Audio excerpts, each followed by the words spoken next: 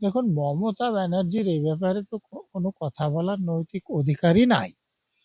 কারণ দেখুন, পার্ক স্ট্রিটে যখন ধর্ষণের অভিযোগ হয়, তিনি বললেন এটা সাজানো ঘটনা।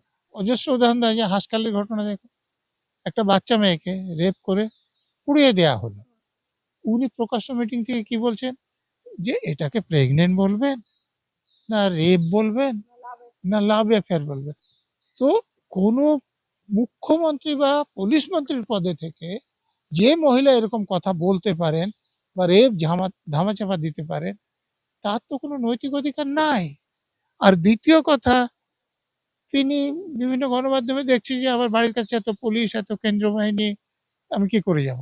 তো তিনি কি বেরোতে গিয়েছিলেন? কেন্দ্রীয় বাহিনীর লোক কি পুলিশের লোক তাকে বাধা দিয়েছে? আমি তো এরকম শুনিনি। তাহলে এরকম লোককে বিভ্রান্ত করার কি কারণ থাকে? পুলিশ মন্ত্রী যেটা করেছেন, আশ্বাস দিয়েছেন, সেটা প্রশংসার যোগ্য। উনি তো বাবাকে ফোন করে বলেছেন যে অপরাধীদের যাতে ধরা হয় এবং তাদের সাজা হয় সে দেখা। এটাকে তো প্রশংসা আপনাকে করতেই হবে, আপনি তাকে পছন্দ করুন আর না করুন। দেখুন, এই মেয়েটিকে তার সঙ্গে শারীরিক সম্পর্ক করার জন্যেই দুষ্কৃতকারীরা তাকে অপহরণ করেছিল, না অন্য কোনো শত্রুতা আছে, পারিবারিক হোক, রাজনৈতিক হোক? যে কেস শুরু হয়েছে, তার পুলিশ যেটা বলছেন যে এই কেসে তারা শুধু খুনের ধারা দিয়েছেন, বলাৎকারের ধারা দেননি। যে তার পরিবারের লোকজন অভিযোগ করছে যে তাকে রেপ করা হয়েছে, কিন্তু পুলিশ রেপের ধারা দেয়নি। বারুইপুর ঘটনা আপনারা প্রত্যেকেই দেখেছেন, চাঞ্চল্যকর ঘটনা, কিন্তু ইতিমধ্যেই সেই বারুইপুর ঘটনা নিয়ে কার্যত রাজনীতি শুরু হয়ে গেছে। আমরা মুখ্যমন্ত্রীর ভূমিকা, এই মুহূর্তে বর্তমান মুখ্যমন্ত্রীর ভূমিকা দেখছি, শুভেন্দু অধিকারী কড়া হাতে দমন করছেন। কিন্তু কড়া হাতে দমন করলেও যেভাবে দেখা যাচ্ছে, মমতা বন্দ্যোপাধ্যায়ের, অভিষেক বন্দ্যোপাধ্যায়ের ভূমিকা নিয়ে প্রশ্ন উঠছে কিন্তু বারবার করে। আমার সঙ্গে রয়েছেন প্রাক্তন আইপিএস নজরুল ইসলাম, কথা বলবো স্যারের সাথে। স্যার, একটা জিনিস, বারুইপুর কাণ্ডে মানে ঘটনাটা আমাদের কাছেও, মেয়েটা খাবার কিনতে বেরিয়েছিল এরকমটাই জানা যাচ্ছে। আমরাও জানার চেষ্টা করেছিলাম, তার পরিবারের সাথে কথা বলার চেষ্টা করেছিলাম, কিন্তু সেই পরিবারের কিছু লোক, সেখানের স্থানীয় বাসিন্দারা, বঙ্গ টিভি, আমরা বাইট দেবো না, তোমরা রাজনৈতিক রং লাগাতে এসছো, এইভাবে মন্তব্য করে কার্যত আমাদের মহিলা সাংবাদিকের ক্যামেরা বুম কেড়ে নিয়ে তাকে হেনস্থা করে সে ফিরে আসে। আসল ঘটনা আমাদের ক্ষেত্রেও জানা সম্ভব হয়নি, কিন্তু এর ভিতরে কি একটা চক্রান্ত রয়েছে, কি রয়েছে? দেখুন, এটা তো ঘটনা যে একটা মেয়ের মৃতদেহ পুকুর থেকে উদ্ধার হয়েছে, এ ব্যাপারে তো কোনো কন্ট্রোভার্সি নাই। এবং আপনারা যেমন খাবার কেনার কথা বলছেন, অন্য গণমাধ্যমে আমি যেগুলো দেখলাম, একটা খবরের কাগজে আজকে দেখছিলাম যে মেয়েটি বাজারে গিয়েছিল যে তার কোনো বান্ধবীর জন্মদিন ছিল, তার জন্য কোনো একটা উপহার কেনার জন্য। তারপরে মেয়েটি আর যখন ফেরেনি এবং সে বান্ধবীর বাড়িতে পৌঁছয়নি, এ খবর পায়, বাড়ির লোকজন থানায় খবর দেয়। থানার পুলিশের লোকেরা যদি তৎক্ষণাৎ সক্রিয়তা দেখাতেন, তাহলে হতে পারে যে মেয়েটি যে খুন হওয়ার হাত থেকে বেঁচে যেতে পারতেন। বেঁচে যেতেনই আমি বলছি না। দেখুন, এর আগেও দক্ষিণ চব্বিশ পরগনা জেলায় এরকম একটা ঘটনা ঘটেছিল। তো এবারেও যেটা খুব পরিষ্কার নয় যে এই ছেলেরা মুক্তিপণ দাবি করেনি, অতএব তারা যে, হ্যাঁ, যে কোনো টাকা পয়সা আদায় করার জন্য কিডন্যাপ করেছিল এটা মনে হচ্ছে না। অন্য কোনো কারণও আসছে না।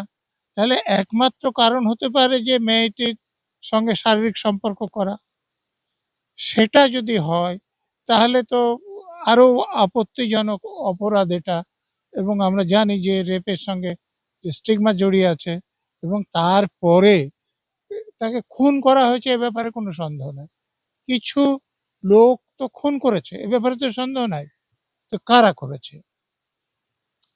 দেখুন, গণমাধ্যমে যেটা জানা যাচ্ছে যে এলাকার লোকেরা ওই বাজারের সিসিটিভি দেখে প্রথম একজন ব্যক্তির সঙ্গে এই মেয়েটিকে দেখতে পায়, কিন্তু সেই ব্যক্তিকে তারা শনাক্ত করতে পারেননি। তখন আরও তারা সিসিটিভি ফুটেজ দেখেন এবং সেখানে এই ব্যক্তি যাকে শনাক্ত করতে পারছিল তাকে অন্য এক ব্যক্তির সঙ্গে কথা বলার ছবি দেখতে পায়, সেই ব্যক্তিকে তারা চিনতেন। ফলে তার কাছে চলে গিয়ে কথা বলে এই যে ব্যক্তি এর পরিচয়টা জানেন।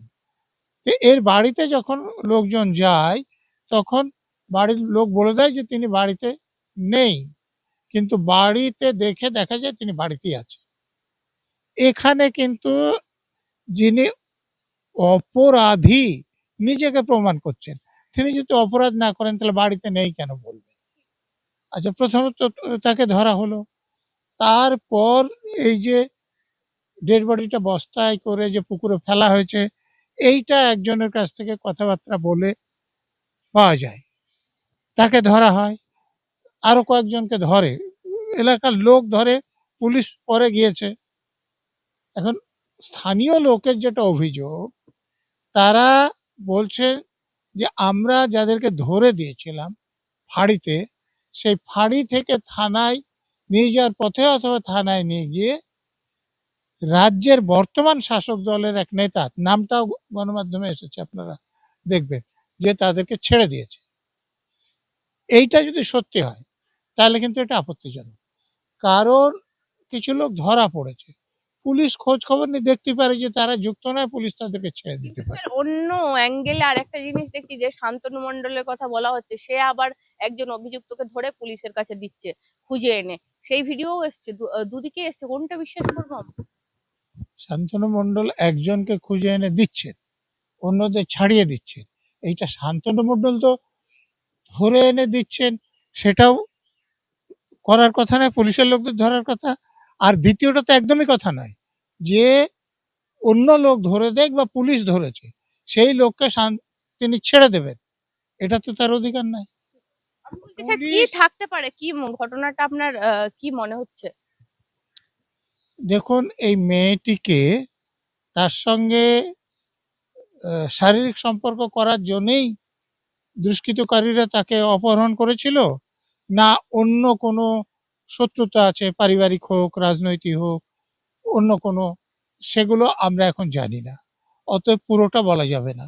কিন্তু যেটা আমি দেখলাম যে ৩টে যে কেস শুরু হয়েছে, তার পুলিশ যেটা বলছেন যে এই কেসে তারা শুধু খুনের ধারা দিয়েছেন, বলাৎকারের ধারা দেননি। এটা যদি পোস্টমর্টমে দেখা যায় যে বলাৎকার হয়েছে তাহলেই দেবেন। কিন্তু পুলিশদেরকে যে ট্রেনিং দেওয়া হয় তাতে তো বলাৎকার হয়েছে কি না সে ব্যাপারে যে ইনকোয়েস্ট করার সময় সেটা তাদের বুঝতে পারার কথা। আর আইন হচ্ছে যে অভিযোগ যিনি করবেন তিনি যদি বলাৎকার হয়েছেন বলেন তাহলে কিন্তু বলাৎকারের ধারা দিতে হবে। তদন্তের পর যদি দেখা যায় যে না বলাৎকারের কোনো প্রমাণ পাওয়া যাচ্ছে না তাহলে চার্জশিট হবে না, সেটা আছে। কিন্তু এই ব্যাপারটা আমার সন্দেহজনক লেগেছে, যে গণমাধ্যমে যেগুলো দেখেছি সেগুলো যদি সত্যি হয় যে তার পরিবারের লোকজন অভিযোগ করছে যে তাকে রেপ করা হয়েছে, কিন্তু পুলিশ রেপের ধারা দেয়নি। ঠিক স্যার, আর একটা বিষয় হচ্ছে মানে কি মোটিভ থাকতে পারে, কেন এই বাচ্চা মেয়েটাকে এরকম করা হলো? আপনি তো বলছেন ধর্ষণের ক্ষেত্রে একটা হতে পারে। বলছি এই জন্যে যে এই মেয়েটাকে অপহরণ করে যে এত টাকা দাও তাহলে ছাড়বো, এরকম কোনো মুক্তিপণ দাবি করা হয়নি। তাহলে এটা মুক্তিপণের জন্য অপহরণ করা হয়েছে এটা মনে করার আমরা কারণ পাচ্ছি না। তাহলে মেয়েটিকে অপহরণ করা আরেকটি কারণ হতে পারে যে কোনো যদি শত্রুতা থাকে যার জন্য প্রতিশোধ নেওয়ার জন্য করছে। এরকম কিছু আমাদের সামনে আসেনি। পরে যদি আসে তাহলে বোঝা যাবে। আর মমতা বন্দ্যোপাধ্যায় নাকি কাল থেকে যেতে চাইছেন, যেতে পারছেন না। আর অভিষেক বন্দ্যোপাধ্যায় ভিডিও কলিং এর মাধ্যমে কথা বলেছেন, মমতা বন্দ্যোপাধ্যায় কথা বলেছেন। দেখুন মমতা ব্যানার্জির এই ব্যাপারে তো কোনো কথা বলার নৈতিক অধিকারই নাই। কারণ দেখুন পার্ক স্ট্রিটে যখন ধর্ষণের অভিযোগ হয় তিনি বললেন এটা সাজানো ঘটনা। পরে যে আইপিএস অফিসার প্রমাণ করলেন যে এটা সাজানো ঘটনা নয়, সত্যিকার ঘটনা, সে পুলিশ অফিসারকে তিরস্কার করা হলো পুরস্কারের পরিবর্তে। আবার দেখুন অজস্র উদাহরণ দেওয়া যায়, হাঁসখালির ঘটনা দেখুন, একটা বাচ্চা মেয়েকে রেপ করে পুড়িয়ে দেওয়া হলো।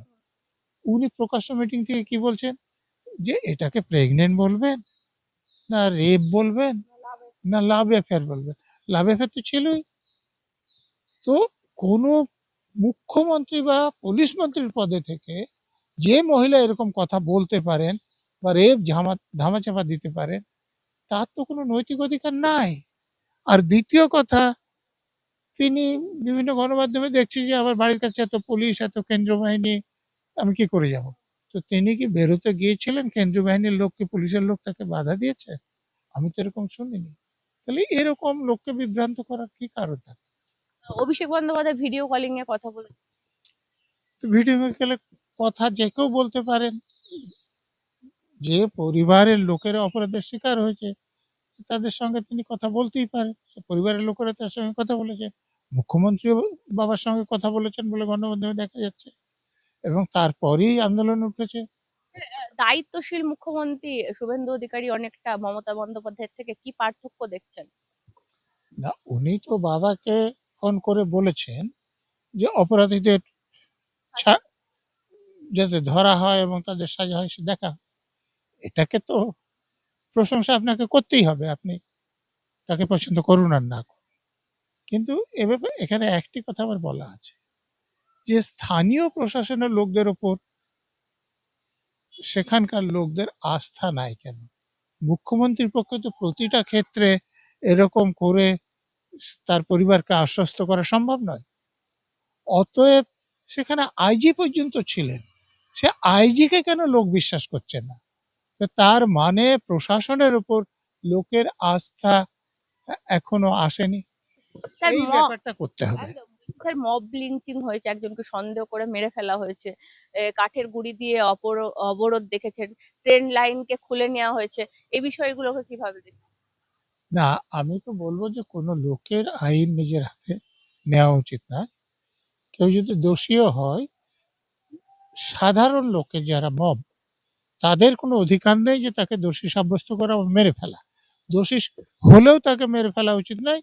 পুলিশ নিয়ে যাবে, কোর্টে তুলবে, কোর্ট সাজা দিলে তার সাজা হবে। এবং তাকে যে মেরে ফেলা হয়েছে তার জন্য একটা কেস শুরু হয়েছে। এবং কি পুলিশের উপর যে আক্রমণ হয়েছিল তার জন্য একটা কেস শুরু হয়েছে। এবং যারা এটা করেছে কোর্টে প্রমাণ হলে তাদের সাজা হবে। মানে আপনি এই মুহূর্তে দাঁড়িয়ে এখনো পর্যন্ত মুখ্যমন্ত্রীকে মানে বর্তমান মুখ্যমন্ত্রীর ভূমিকায় খুশি আইপিএস হিসেবে? পুলিশের ভূমিকা আমি খুশি না। পুলিশ মন্ত্রী যেটা করেছেন, আশ্বাস দিয়েছেন, সেটা প্রশংসার যোগ্য।